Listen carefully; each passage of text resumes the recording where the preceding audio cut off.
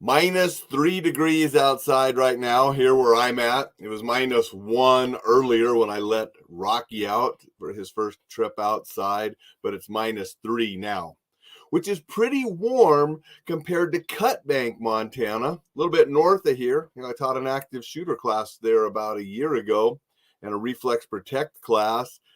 It was 29 below zero this morning up in Cut Bank. And there were other places in Montana in the -20s.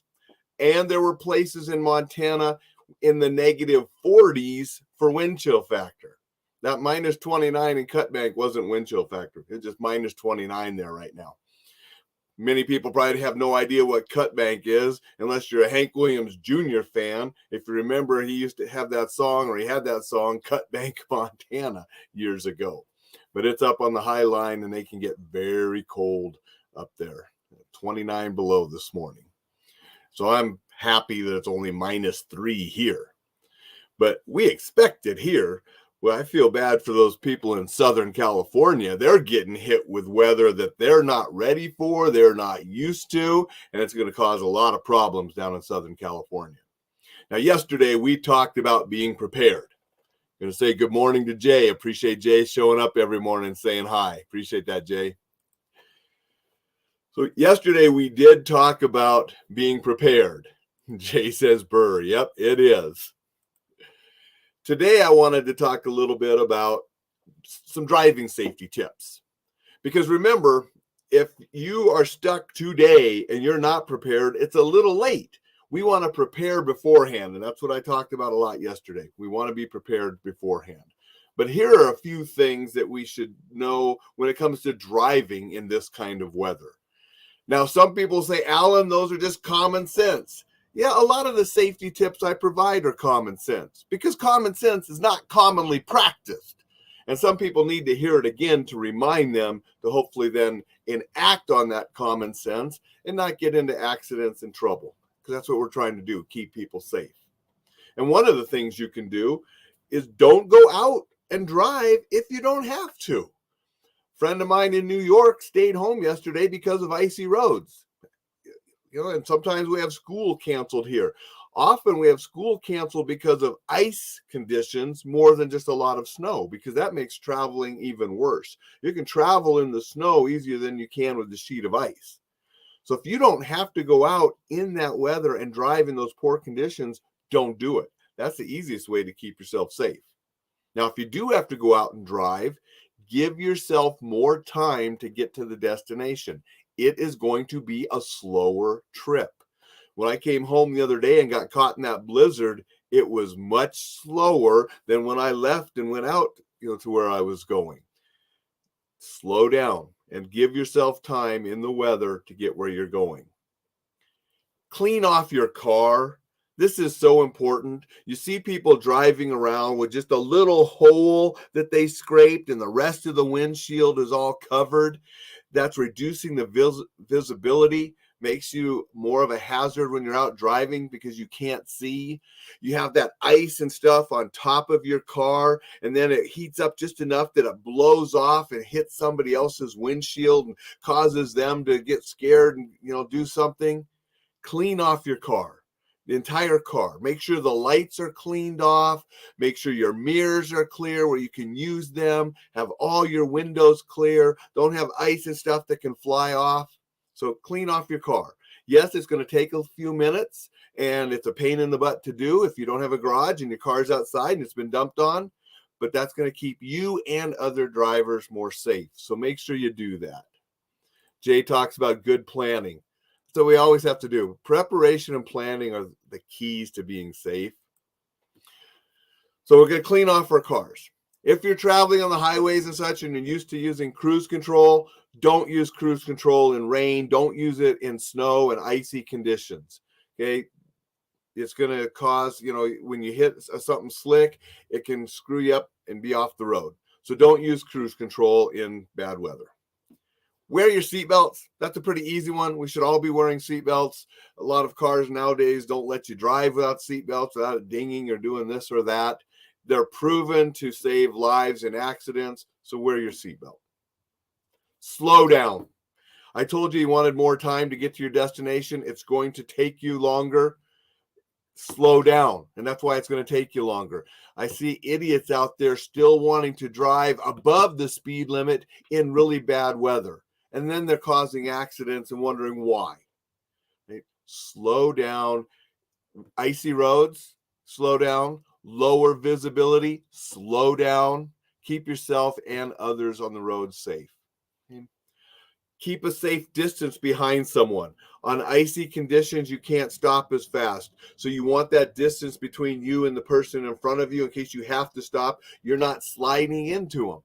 I remember years ago, Fort Bragg was hit with a snowstorm. And a buddy of mine, Todd, and I, we went out, and Todd was from Maine. I was from Montana. We were used to snow and driving in those conditions. And we were out there, and we would be sitting there saying, oh, what, that car's going to hit. And we were watching, and we were predicting who was going to hit different people because of the speed and distances that they were doing. And they just didn't know how to drive on the snow and ice conditions that happened to hit Fayetteville and Fort Bragg at that particular time. So be smart, slow down, keep safe distances. If you're going to hit somebody, it's ice and you can't stop, steer and get your foot off the brake, go over to the side, hit the curb, hit the snow beside. That's going to be better than hitting the car and having to pay for both damages. Because remember, you slide into somebody else, it's your fault. Regardless if there was snow or whatever, you are going to be at fault, and then it's your insurance. Hopefully you have insurance like you're supposed to, is going to be paying for the damage. Going to be less damage if you get off the road. And you can hit a snowbank or get in the snow and get stopped. That's better than smashing into somebody else. Remember, bridges, shady spots are going to be more prone to having ice. So you might be driving down the highway and it might be bare and you think you're just fine. You hit a bridge and you hit some ice and then you're spinning. Or you get a shady spot. That's really common here in Montana. I know certain roads, like I go from here to Great Falls, or I go from here to Helena. I know places where it's going to be icy because the way the mountains are, that part of the road never gets any sun. And so it stays icy even if the rest of the road is bare. So you got to be careful for those places and be prepared for that. Slow down. Okay. Don't pass snow plows unless absolutely necessary. They're out there doing a job. And this is one of the reasons you want to have more time to get to your destination. I was going over to Great Falls a few years back, and it was in the winter, and we got hit with a snowstorm. And I was going over there to do an active shooter presentation. Luckily, I left Missoula way early, knowing that it was the bad weather and that my trip would probably be slower than normal going over to Great Falls. And on Rogers Pass, I got stuck behind a snowplow. Couple things, good and bad. Good thing is I had a snowplow in front of me cleaning the road. And so it was a little safer driving because it was clearing the road, but it was a lot slower going over the pass following the snowplow. So don't pass snowplows unless you have to.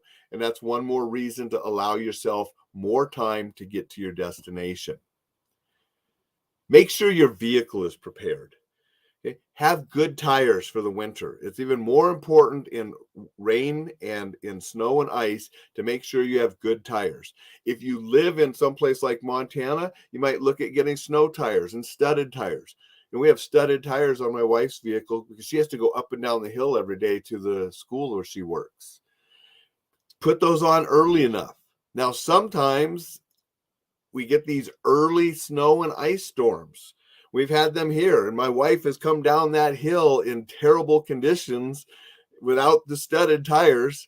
And then we're over at Les Schwab to get the studded tires put on, and you're in a long line because everybody's there that day to get their studded tires on because they all got caught off guard the previous day with the snowstorm. So if you can, make sure you prepare and try to get those on before the first storm. Sometimes they surprise us, and then you do the best you can. I remember when I took the wife's car over there to get the studs on, we showed up at 7 a.m. and I waited in line to turn in the keys, and they got them done like at 9 o'clock that night. that they were working super long hours swapping tires over on the first winter storm. So have those, have winter tires, good tires, studded tires if you're in an appropriate place. And those are often dictated what months you can have them on. Here in Montana, they tell you you can only have them on certain months, so you can't run your studs all year. You wouldn't want to anyway, but put them on when you're allowed to. Make sure you remove them when you're supposed to, but have good tires regardless. If they're studded or winter tires or all seasons, good tires are going to help you in that winter driving. Emergency travel kit. We talked about that a bunch yesterday. Have stuff in your car to be prepared, especially if you're driving out of town and you're going to be out away from things where something could happen and you are all you have and you need to rely on yourself. That's why I teach personal responsibility for our own safety. We are our own first responders. We are those that keep ourselves safe and those that are with us. So have the things to keep yourself safe in an emergency in your vehicle before you leave town. So those are just a few tips to help you be a little bit more safe in this weather. Down in California, those places that aren't used to this and they're not prepared, some of the best things you can do is stay home and stay off the roads. So everybody, take care, stay safe, and we will see you tomorrow.